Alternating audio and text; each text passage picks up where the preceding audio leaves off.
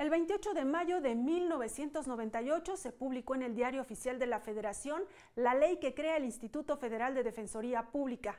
Así que se cumplen ya 20 años de brindar servicios gratuitos de asesoría jurídica y defensa penal en todo el país. Hoy vamos a recordar cómo fueron los inicios de esta institución, cómo ha ido evolucionando, capacitando a sus abogados, defensores y asesores y mejorando sus habilidades. También, ¿qué dicen los usuarios? ¿Qué dicen las personas que gracias a este servicio hicieron efectivo su derecho a una defensa adecuada? Soy Verónica González, comenzamos.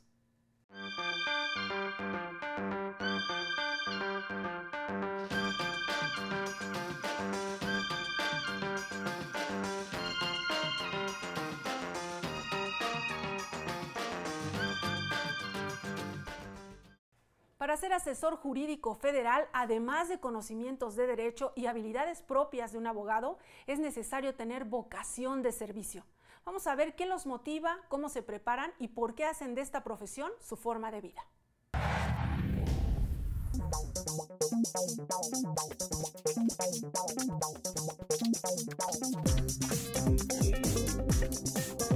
Mi nombre es Omar Julián Román Peña. Mi cargo es asesor jurídico federal en el Instituto Federal de Defensoría Pública del Poder Judicial de la Federación. Llevo 13 años de servicio en el instituto. Soy la licenciada Patricia Santos Mora. Soy asesora jurídica en el Instituto Federal de Defensoría Pública. Tengo 12 años de servicio en el instituto. Bueno, es un trabajo muy noble, apoya a la ciudadanía de escasos recursos económicos. Cuando no tienen la posibilidad de pagar un abogado particular, se les presta el servicio de manera gratuita. Es muy grato poder servir a la ciudadanía en esta labor tan principal porque inclusive la misma implica un derecho humano para el ciudadano. Bueno, vienen personas de mayores de 80, 90 años. Y me acuerdo de un asunto apenas en el mes de diciembre se resolvió, de que esta persona ya tenía 90 años y decía, pues es que yo ya no voy a ver el pago de mi pensión. Entonces tratamos de hablar con los magistrados para que resolvieran el asunto lo más rápido posible. Se resolvió y la señora ya recibió su pensión. Las gratificaciones de servir a la sociedad primero es sentirse pues muy contento de poder saber que se le está brindando un servicio a la ciudadanía, que esta ciudadanía tiene la oportunidad de poder acceder a una institución que le puede brindar un servicio gratuito para poder defenderse, para poder hacer valer sus derechos. Y para mí es una gratificación porque realmente se le apoyó a una persona que realmente lo necesitaba. Era una persona que no tenía dinero para sobrevivir y que gracias al apoyo que se le brindó por parte de este instituto y del suscrito, recibió su derecho que le correspondía, el derecho a una pensión. Los retos que enfrentamos en nuestro trabajo cotidiano son muchos, pero es muy gratificante, en principio porque debemos de estar totalmente actualizados en cuanto a las cuestiones de reformas y bueno, a nuevas estrategias para poder defender a los representados y asesorados por este instituto. Se verifican, por ejemplo, día a día se verifica el semanario judicial de la Federación, a veces se toman cursos, ya sea por cuenta particular, los sábados o domingos, y a veces también presta cursos el Instituto Federal de Defensoría Pública conjuntamente con el Consejo de la Judicatura Federal para que estemos actualizados con las nuevas reformas que se vienen viendo día a día. El mensaje para la población que requiere de servicio gratuito en el Instituto Federal de Defensoría Pública es el siguiente, que pueden acudir directamente a dicho instituto para que se les brinde el servicio de asesoría jurídica, toda vez de que el Instituto Federal de Defensoría Pública brinda el servicio de orientación, asesoría y representación. Representación en aquellos casos en donde el Instituto Federal de Defensoría Pública es competente, como lo puede ser materia administrativa, fiscal, civil y principalmente en aquellos asuntos en donde está implicada una entidad de la Federación. Bueno, nosotros somos un Instituto Federal de Defensoría Pública, vemos pura materia federal. Las materias que vemos básicamente son administrativa, fiscal, civil federal y derivado de causas penales federales. Aunque la población puede venir para cualquier inquietud, le podemos dar el servicio de orientación y decirles qué es lo que pueden hacer y ante qué dependencia gratuita pueden acudir para que se les apoye. En otros temas, como le decía al inicio del programa, el Instituto Federal de Defensoría Pública cumplió 20 años. Para hablar sobre este tema están con nosotros el maestro Mario Alberto Torres López, director general del instituto. Bienvenido. Gracias, Verónica. También nos acompaña el licenciado Joel René García Cervantes. Bienvenido. Gracias por la invitación. Director del Servicio de Defensoría Pública en la Ciudad de México. Bienvenidos. Muchas gracias. Maestro Torres, háganos un breve, si es posible, porque pues 20 años no se pueden contar tan rápido, una historia, un poco de contexto sobre la Defensoría Pública. ¿Cómo no, Verónica? Primero quiero aclarar que el Instituto Federal de Defensoría Pública tuvo una creación automática en 1998, cuando el día 28 de mayo aparece la Ley Federal de Defensoría Pública y que entra en vigor al día siguiente.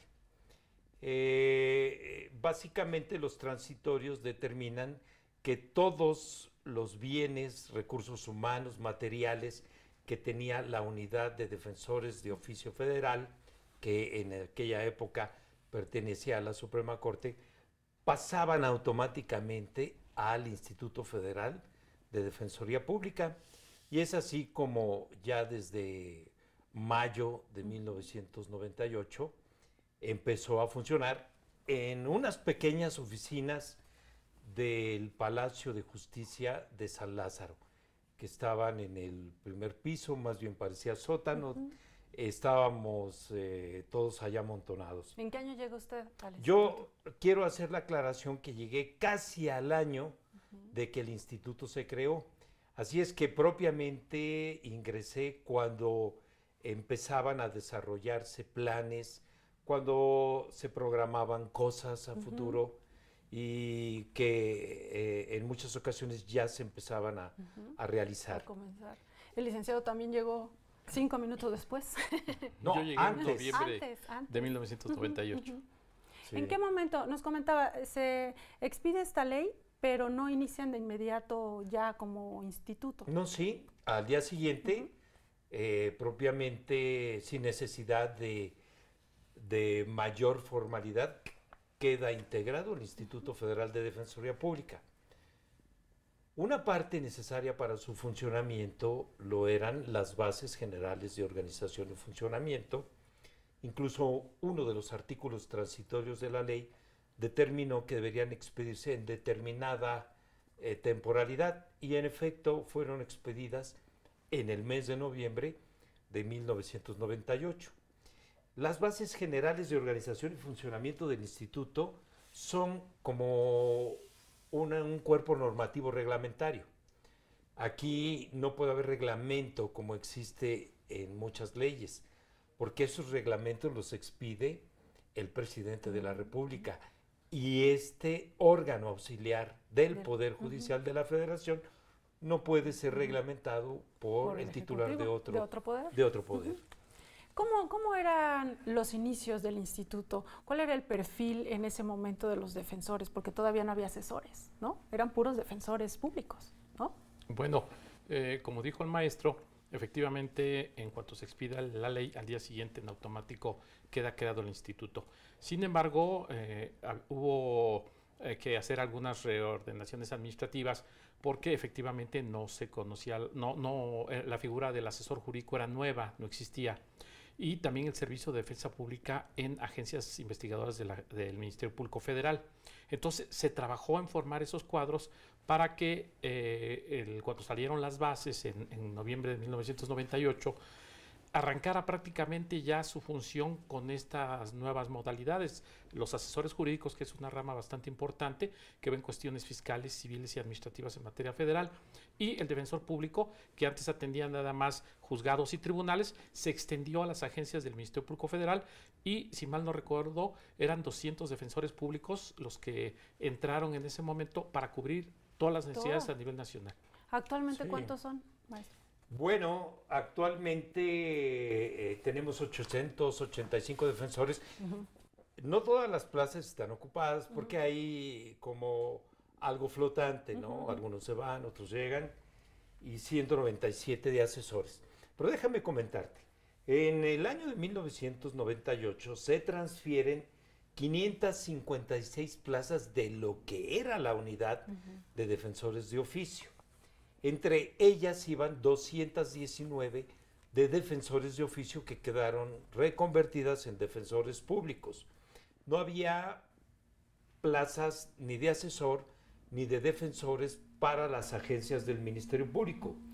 De tal suerte que en sus inicios se crearon 212 plazas más de defensor público, pero para que estuvieran adscritos a todas las unidades investigadoras del Ministerio Público de la Federación y además 143 de asesor jurídico, si bien no todas se ocuparon inmediatamente. ¿Por qué era importante que estuvieran adscritos al Ministerio Público? Porque es una etapa en donde es muy importante poder otorgar ese servicio, que es una garantía individual o un derecho humano, como se conoce ahora, que una persona tiene el derecho a ser defendida o asistida por un defensor público desde el momento que es detenida. Entonces esta persona, al momento, o las personas que son puestas a disposición del Ministerio Público y les van a tomar una declaración ministerial, entonces era importante que en forma inmediata se les otorgara ese servicio para no violentar ese derecho humano al que tenían derecho. Bien, vamos a hacer una pausa y regresamos con más comentarios sobre el aniversario número 20 del Instituto Federal de Defensoría Pública. Regresamos.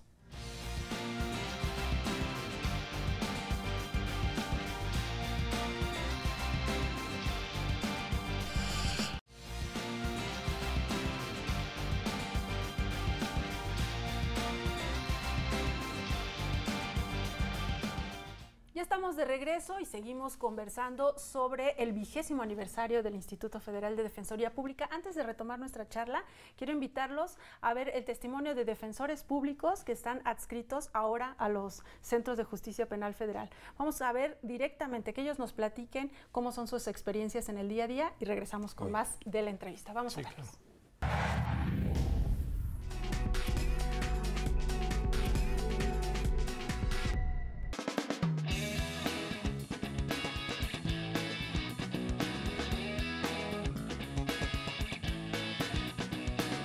Soy Alma Rosa Hernández Cárdenas, defensora público federal adscrita al Juzgado Primero de Distrito de Procesos Penales Federales en la Ciudad de México.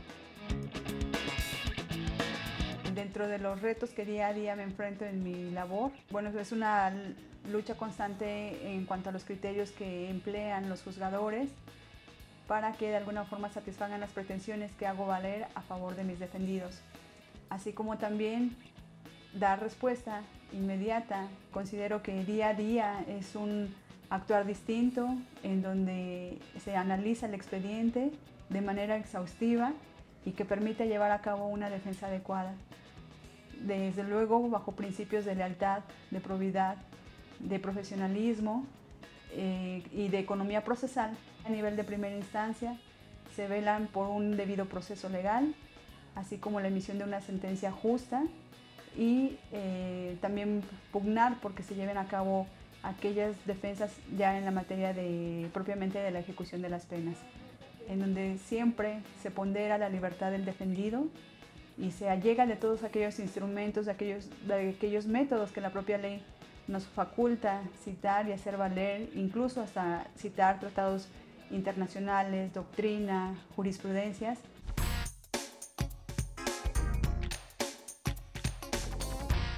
Mi nombre es Eliseo Islas González, soy defensor público federal desde el año 1999, adscrito al Centro de Justicia Penal Federal en la Ciudad de México, con sede en el Reclusorio Norte. La dinámica que conlleva el nuevo sistema de justicia penal, que es la oralidad que se privilegia, ahora sí que el desempeño del defensor público debe de ser intenso. Los mayores retos que encuentra uno en el desempeño de la labor es lograr las libertades de las personas imputadas. Esto es que no les impongan medidas cautelares gravosas, que se privilegie su presunción de inocencia y poder llegar a una salida alterna posiblemente o a una terminación anticipada del proceso, que es una de las bondades del nuevo sistema. Yo considero que el impacto social es muy importante, porque se presta el servicio de defensa en materia penal federal de manera gratuita, y es importante que la sociedad conozca que es un servicio de calidad, que es un servicio que se presta en las etapas diversas del proceso penal, que es desde la investigación hasta la ejecución de las penas. Tenemos el pleno interés de asumir una defensa adecuada, de que finalmente se va a revisar exhaustivamente un expediente y que se les dé una respuesta acorde a su situación. En todo momento se garantiza que las personas accedan a nuestros servicios de cualquier forma, sea a petición del propio inculpado, a través incluso de una llamada telefónica, a partir también de la designación que hace el propio juzgado. Nosotros tenemos preparación para brindar servicio a las personas que están en conflicto con la ley penal. Y se debe prestar, como ya lo dije, con profesionalismo, con conocimiento y con calidez, porque ese es el mandato constitucional.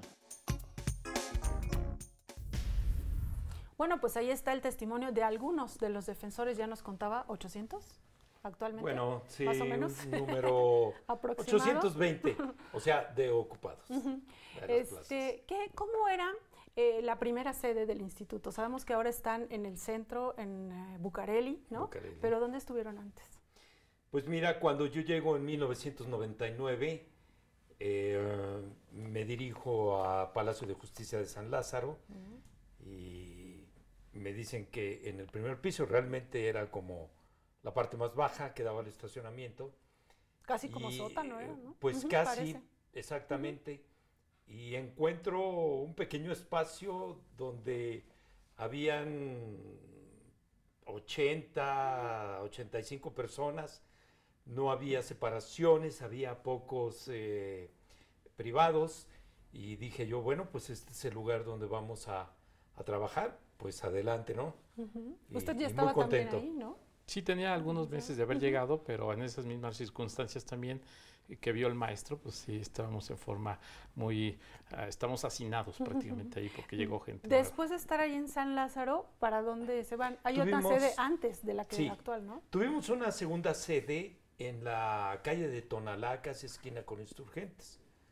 Un edificio ya un poco más cómodo, que sin embargo, bueno, presentaba también ciertos inconvenientes, uno de ellos el calor, ¿no? En época de verano, no había un sistema de ventilación, así es que entre todos, o sea, compramos ventiladores y los pusimos en línea porque era un edificio a lo largo que de hecho estaba un poquito inclinado.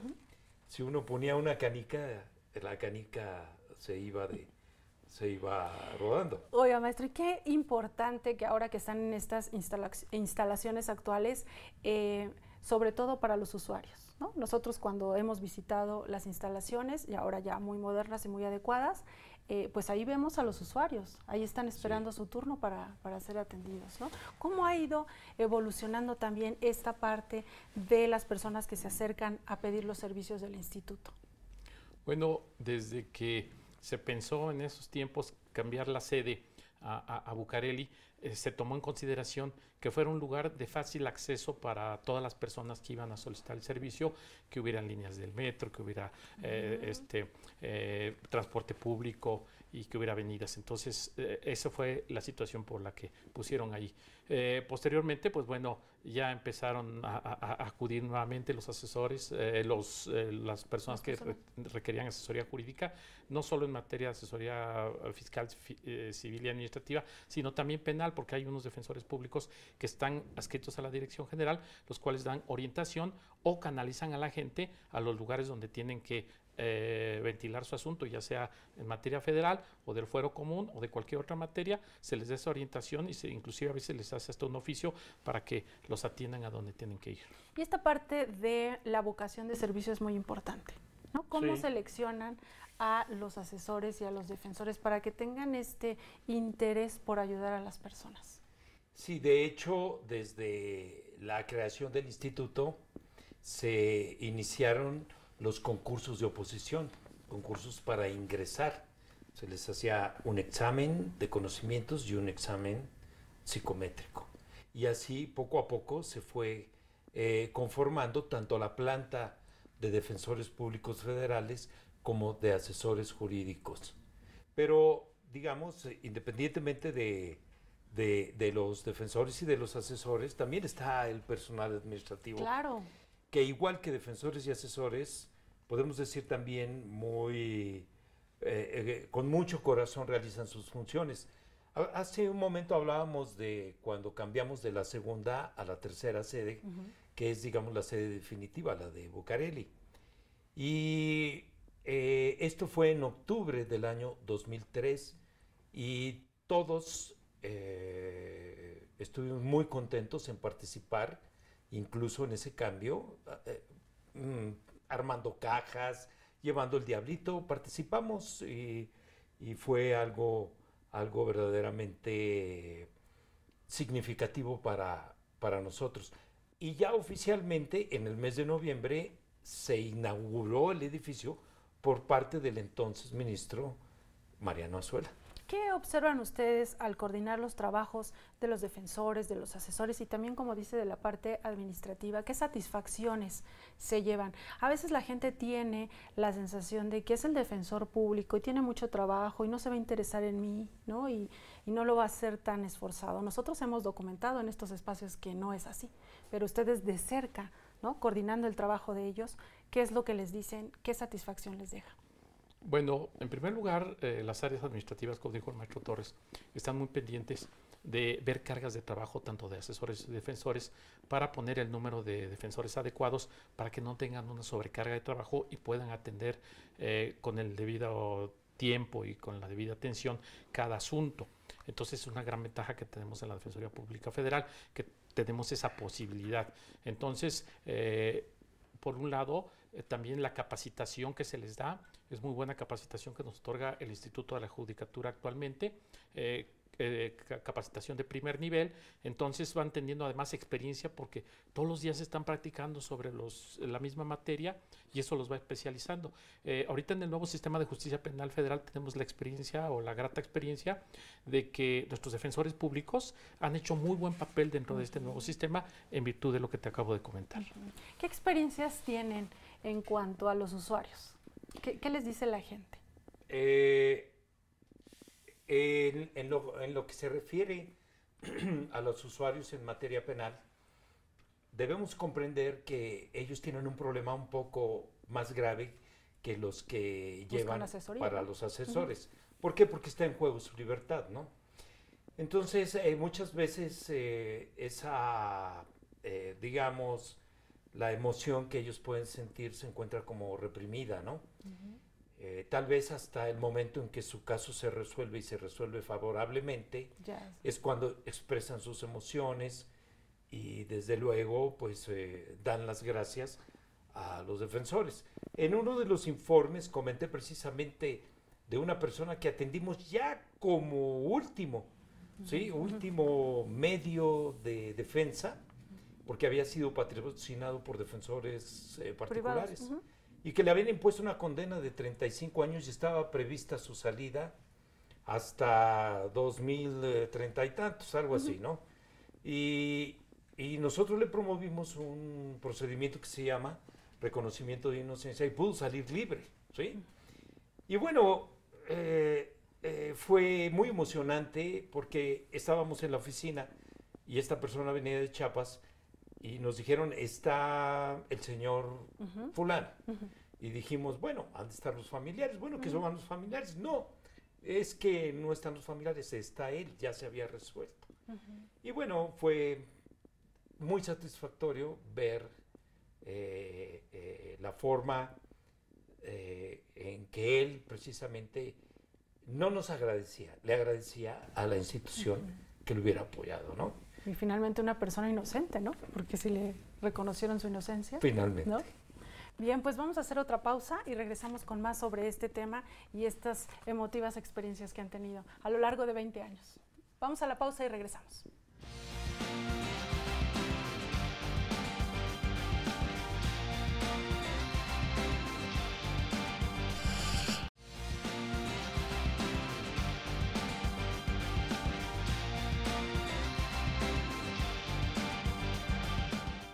estamos de regreso, qué bueno que sigue con nosotros. Estamos conversando sobre los primeros 20 años del Instituto Federal de Defensoría Pública. Mencionaba en los bloques anteriores el maestro Torres la parte administrativa, que es muy importante, y le quisiera preguntar o que nos recordara quiénes han estado al frente del instituto. Muy bien, Verónica. Bueno, antes que nada quiero mencionar a las personas que fueron los directores generales de la institución. A la fecha han sido 4. El primero de ellos fue el licenciado José Antonio Bernal Guerrero, en paz descanse. Era un joven defensor de oficio federal que asumió precisamente el cargo. Posteriormente le correspondió al magistrado César Esquinca Muñoa, que cumplió un poquito más de 10 años de director general, y durante ese periodo, bueno, se consolidaron muchas cuestiones relacionadas con la institución. Posteriormente, hubo también una época muy bonita con el magistrado Alejandro Roldán Velázquez, y a partir del día 16 de julio del año 2012 fui designado yo como director general y me ratificaron en el cargo en 2015. Hace un momento conversábamos sobre la capacitación, la formación de los defensores y también de los asesores. ¿Qué retos han enfrentado, por ejemplo, cuando se hizo la reforma penal, ¿no? Ahora que los defensores tienen que estar especializados en el nuevo sistema de justicia penal acusatorio, o cuando se requiere que conozcan de una lengua indígena para representar a una persona? ¿Cómo se han preparado? Bueno, mira, esta es una cuestión bien importante porque, como dijo el maestro, pues fue el arranque de la Defensoría Pública Federal, luego vino la consolidación, y yo creo que ahorita estamos en una etapa de transformación muy importante derivado de esa reforma de 2008 y otras reformas que ha habido también en materia de derechos humanos y cuestiones también relacionadas con el juicio de amparo. El reto que enfrentamos ahorita es precisamente atender esa situación de mandar gente capacitada, defensores públicos con las debidas herramientas para poder estar en los centros de justicia penal federal y atender lo que le llaman el nuevo sistema de justicia penal acusatorio, porque antes le decíamos el nuevo sistema, pero ahora ya no es tan nuevo, ¿verdad? Ya no es nuevo, porque ya tiene un par de años que entró en funcionamiento. Y entonces la preocupación constante del instituto es que estén tomando capacitación constantemente sobre la cuestión procesal, sobre la cuestión de los derechos humanos, sobre las cuestiones de las garantías individuales, pero también sobre los tratados internacionales, que es una cuestión muy importante que va vinculada con los derechos humanos, y es una preocupación constante de la Defensoría Pública y que ellos cuenten con esas herramientas. Pero además, también que cuenten con las herramientas necesarias desde el punto de vista administrativo, o sea, espacios dignos, espacios adecuados, que tengan su personal de apoyo, que tengan sus computadoras, que dispongan del material de consulta necesario, y en eso están pendientes todas las áreas administrativas de la Defensoría Pública, con apoyo obviamente del Consejo de la Judicatura, para poder atender estos requerimientos y poder un servicio a la altura de este requerimiento, de esta reforma tan importante. Y es que pues llevan la mayor cantidad de los asuntos, me parece como el 70% del total de los asuntos que se están presentando los lleva la Defensoría Pública. ¿Usted tiene datos duros, no solo de eso, sino en general? Digamos, podríamos marcar un 80%. Ah, okay. Y el principal reto de la institución es el de migrar a los defensores públicos que pertenecían al sistema tradicional, que se prepararon, se capacitaron y poco a poco fueron adquiriendo experiencia para que queden ya definitivamente adscritos a los centros federales de justicia penal. Y en cuanto a la defensa de personas que pertenecen a pueblos y comunidades indígenas, pues ha sido una preocupación desde hace 3 lustros. Y desde hace 3 lustros se empezaron a formar los primeros cuadros de defensores y de personas que hablaran lenguas indígenas.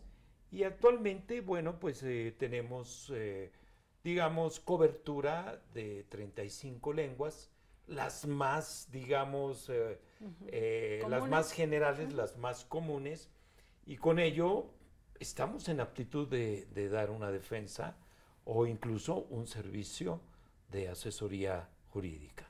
¿Cuáles serían las áreas de oportunidad que ustedes observan, ustedes que han estado pues desde el inicio, desde la creación de esta institución tan noble, ¿no? Porque nosotros hemos tenido la oportunidad de platicar con las personas a las que ustedes les prestan el servicio y sin duda pues les han cambiado la vida, ¿no? Como mencionaba en esta experiencia, ¿no? De haberse quedado años en prisión.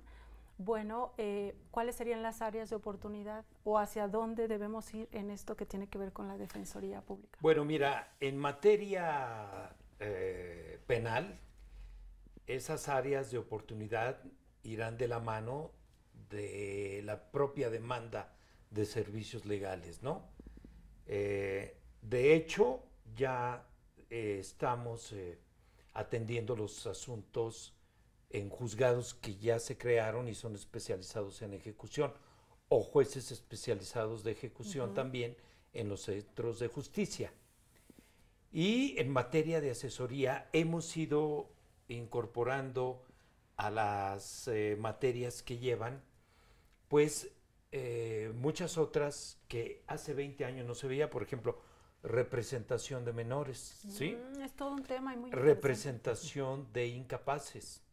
Tuvimos durante un tiempo y todavía continuamos la representación de víctimas de secuestro.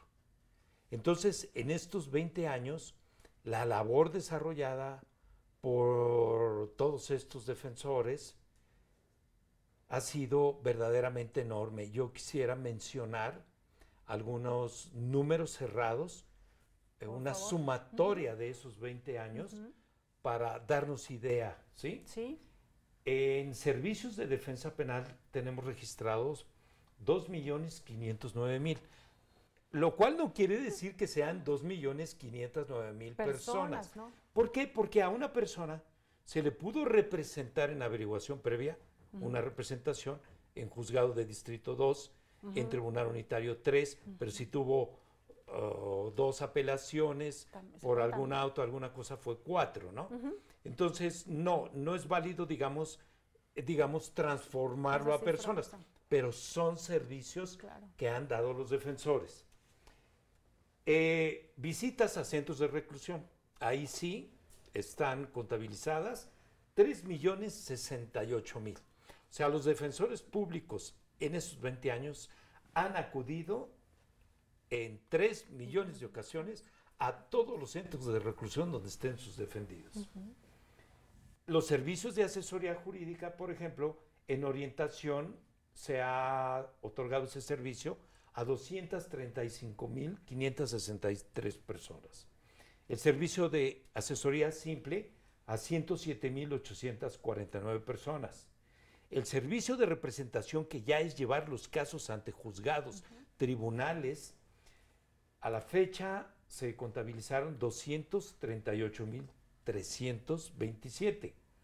Y un mecanismo para conservar la calidad de defensores y asesores son las visitas de supervisión que derivan en un dictamen de evaluación. Y en estos 20 años se han producido 12.179 dictámenes de evaluación y 2.284 de asesoría jurídica. De hecho, los archivos de la institución de cada uno de los defensores conserva un cuaderno auxiliar en donde están todas sus evaluaciones. Bien, pues muy interesantes las cifras. Se nos acaba el tiempo y me gustaría concluir muy rápidamente, muy brevemente, con una frase de ustedes, una conclusión sobre los primeros 20 años del Instituto Federal de Defensoría Pública. Bueno, mira, la verdad es que yo he trabajado en muchos lados y aquí es el lugar donde he tenido mayores satisfacciones porque atendemos las necesidades de la gente de forma inmediata y de la forma más profesional, y tan es así que ya casi tengo 20 años cumplidos en la institución y sigo muy contento dentro de ella. Muchas gracias, licenciado. Maestro Torres. Pues para mí ha sido un verdadero honor haber estado y estar desde 1998, salvo un pequeño periodo que realicé otras funciones dentro del Poder Judicial Federal, haber estado en el Instituto Federal de Defensoría Pública. El trabajo es muy satisfactorio porque uno lo puede ver de las personas que acuden. Y puedo decir que el instituto tiene mucha vida y es la institución de excelencia en la prestación de servicios públicos gratuitos. Bien, pues muchísimas gracias. Gracias, maestro Torres. Gracias, licenciado García Cervantes. Usted no se vaya, vamos a hacer una pausa y regresamos.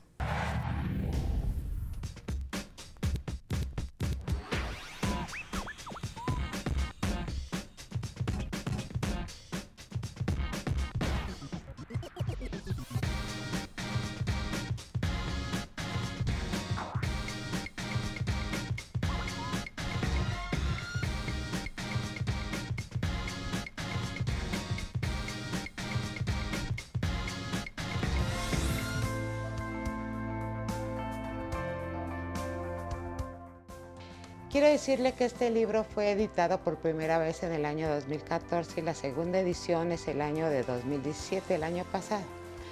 El director de esta obra es el ministro José Ramón Cosío Díaz, que muy amablemente me dio la oportunidad de escribir sobre un tema que a mí me apasiona y que lo trata nuestro Código Nacional de Procedimientos Penales.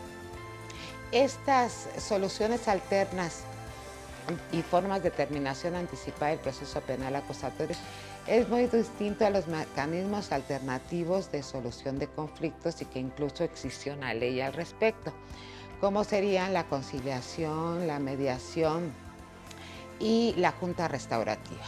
En este libro hago alusión a las diversas formas de solución de soluciones alternas, como sería el acuerdo reparatorio, la suspensión condicional del proceso. En el acuerdo reparatorio, el Ministerio Público sienta a las partes. Determinados delitos no son delitos graves. Precisamente es para que dé oportunidad al Ministerio Público y a los órganos jurisdiccionales de ver, analizar, investigar, juzgar aquellos delitos que son realmente graves y que afectan a la sociedad. También trato sobre la suspensión condicional del proceso. La suspensión condicional del proceso es, como su nombre lo dice, es una paralización del procedimiento. Nace de lo que se llamó en Latinoamérica el perdón judicial. Esto es, también en determinados delitos, el Ministerio Público y el imputado presentan ante el juez un plan de reparación y el imputado acepta realizar diversas actividades que el juez le va a imponer para efecto de tener suspendido el procedimiento. Tuve oportunidad en la segunda edición, que es de Editorial Bosch, de agregar muchas tesis y jurisprudencias de tribunales colegiados de la Suprema Corte de Justicia de la Nación, que precisamente han emitido ya con base en la aplicación que tenemos nosotros de nuestro Código Nacional y las contradicciones de tesis que existen. A fin de cuentas, se va a llegar a determinar cada etapa con la interpretación que se haga de este Código Nacional de Procedimientos Penales. Importantísimo el conocimiento de nuestras soluciones alternas y de nuestras formas de terminación anticipada, como le dije, el acuerdo reparatorio, la suspensión condicional y el procedimiento abreviado. Pero si no conocemos el mismo, no podemos tener oportunidad de hacerlo valer, tener un desgaste para las partes, en algunos casos no tener sentencia, no la imposición de una pena, y en otros casos tener una imposición de la pena menor. Si no estamos conscientes en ello, vamos a colapsar el sistema acusatorio oral. Las investigaciones se van a quedar investigando este tipo de delitos que realmente no afectan de manera grave a la sociedad. Sin embargo, es importante que únicamente, o no sin embargo, sino es importante que el Ministerio Público y los órganos jurisdiccionales se dediquen precisamente a lo que afecta gravemente a nuestra sociedad. Importante para las partes el conocimiento, importante para el Ministerio Público, importante para el juzgador.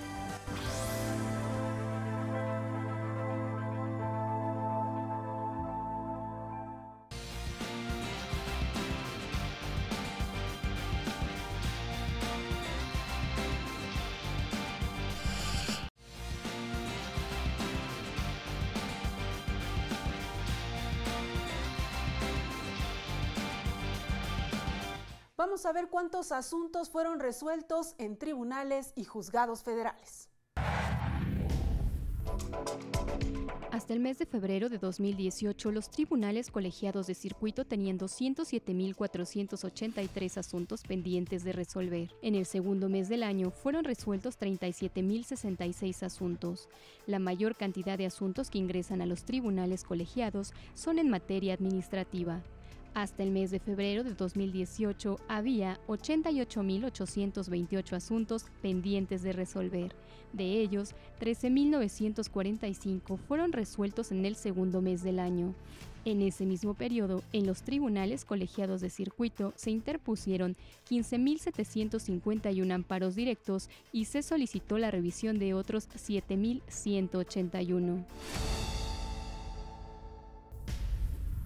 Echemos un vistazo a los cursos que imparte el Instituto de la Judicatura Federal.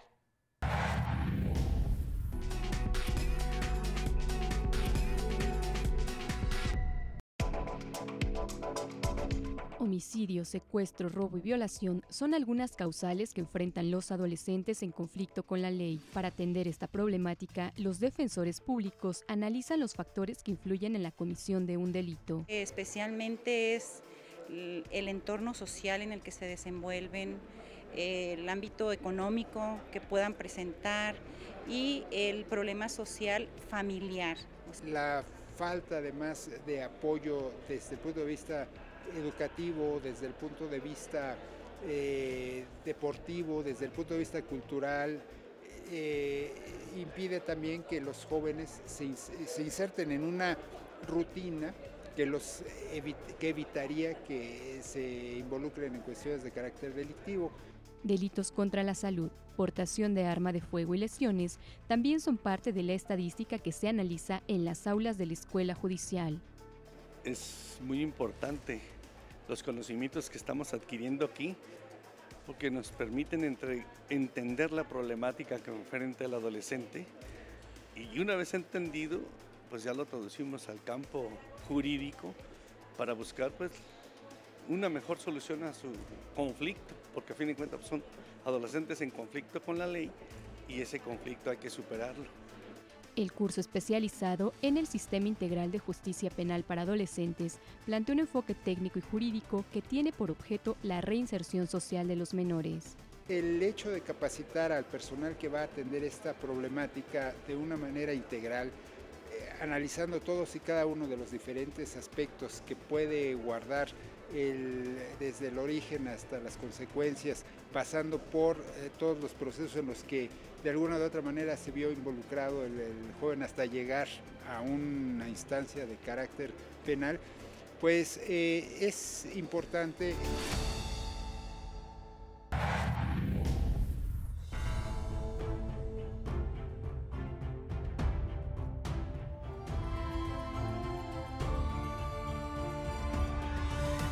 El 10 de junio de 2011 hubo una reforma constitucional que modificó el paradigma de derechos fundamentales en México. Entre los artículos constitucionales modificados fue, entre ellos, el artículo primero, en donde hace un cambio de lógica, de sentido respecto a los derechos fundamentales, pasando de un otorgamiento de los derechos por parte del Estado a un reconocimiento por parte de la Constitución. Además de que se amplió el espectro de protección de estos derechos. No solamente se tutelan en la Constitución como previamente se establecía, sino ahora en los tratados internacionales en la materia en donde el Estado mexicano es parte. Dentro de las innovaciones constitucionales se introduce dos elementos fundamentales, que son la interpretación conforme y el principio pro persona. ¿Pero qué es la interpretación conforme? Esencialmente es que el aplicador del derecho, la autoridad, al momento de interpretar la norma jurídica, siempre debe de velar por aquella interpretación que sea en concordancia con la Constitución y con los tratados internacionales en los que el Estado mexicano sea parte en materia de derechos humanos, privilegiando siempre de diversas interpretaciones posibles de la norma aquella que sea más favorable, con la finalidad de mantener la coherencia del sistema, la presunción de validez de la norma jurídica. Sin embargo, esta interpretación debe de irse ligada con el principio pro persona, que ordena que esa interpretación que sea conforme a la Constitución y a los tratados internacionales sea siempre la más favorable a la persona, tutelando siempre que cuando se otorgue un beneficio, un derecho, esa interpretación sea la más favorable. Y cuando se restrinja o se limite un derecho fundamental, la interpretación debe de ser lo más limitada, con la finalidad de que se vulnere en la menor medida posible ese derecho fundamental.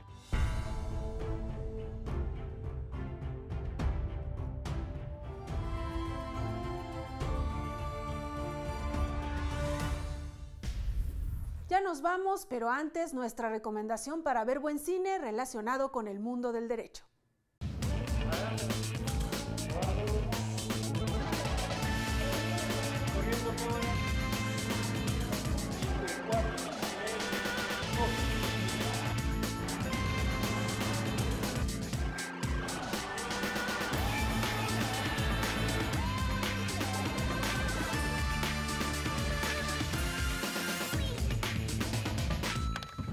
Justo en el cine, hoy vamos a hablar de un tema peculiar. Se trata de la formación de los abogados.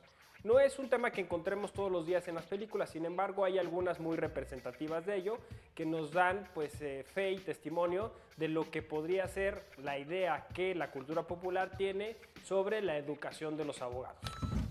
La primera película a la que me referiré es Paper Chase, o Vida de un estudiante. Trata sobre un estudiante no tan aplicado, pero que al enfrentarse el reto de un profesor muy exigente, se plantea la posibilidad de llegar a ser el mejor estudiante. Así que cambia sus prácticas, se pone a ser más riguroso en su método de estudio y en el Inter se enamora de una chica que a la postre se enterará es la hija del profesor. Esto pues hará que las cosas se compliquen, pero pues también se vuelvan más interesante la trama. Este profesor pues es un profesor tiránico, cínico algunas veces y muy agresivo. Entonces nos muestra una educación, sobre todo en este caso la de Harvard, donde hay profesores de este talante que creen que la letra con sangre entra. Entonces este es un primer modelo. Ahora me referiré a otra película que quizá es más popular, más conocida y que incluso tuvo secuelas, que es Legalmente Rubia. Aquí se juega con los clichés, ¿no? El cliché pues que discrimina a la mujer, sobre todo a la mujer rubia o caucásica, que se dice no tiene un nivel o un coeficiente intelectual para afrontar ciertas profesiones, y en general contra las mujeres, ¿no? Pero juega con este cliché y con el cliché de que entre los abogados pues hay más varones que mujeres. Esta chica pues va a hacer todo lo posible por demostrar que no está peleada una cosa con la otra, e incluso pues el director juega con la posibilidad de que estos elementos de la vida cotidiana de una chica fancy puedan ayudarle a resolver algunos casos judiciales. La tercera película a la que me referiré es poco conocida, aunque ganó un Oscar a película extranjera. Se llama Carácter y es una película en la que vamos a ver a un joven que pues vive con su madre, se entera que su padre es un famoso actuario judicial, muy exigente, muy duro. Incluso hay una escena en la que él se enfrenta pues a un grupo de resistentes a un desalojo y con el riesgo de perder la vida, y entonces ya se le conoce a él como un hombre así, y este hombre va a hacerle la vida difícil a su propio hijo, a sabiendas que es su hijo, con la idea de formar su carácter. El hijo va a dedicarse al estudio del derecho, a entrar a un estudio en el que él va a destacar rápidamente por sus conocimientos en el inglés jurídico, y pues se va a enfrentar a su padre. Al final pues vamos a ver este desenlace que no spoilearé, pero que sí tiene que ver mucho con esta idea de que la formación tiene que ser dura y férrea y que los abogados necesitan de un cierto rigor para formarse. Justo en el cine, la formación de los abogados hay una idea en la cultura popular de que se necesita hasta cierto punto violencia y fuerza para que un abogado se forme. Me parece que eso hoy la pedagogía y la didáctica jurídica lo están dejando de lado. Hubo un momento en que quizá era así, pero hoy, pues justo con los derechos humanos, justo en el cine, podemos ver que hay una nueva generación de formadores y de abogados jóvenes. Agradecemos mucho a la Fundación Bilbatúa el espacio concedido aquí en su filmoteca, maravilloso lugar para apreciar el cine.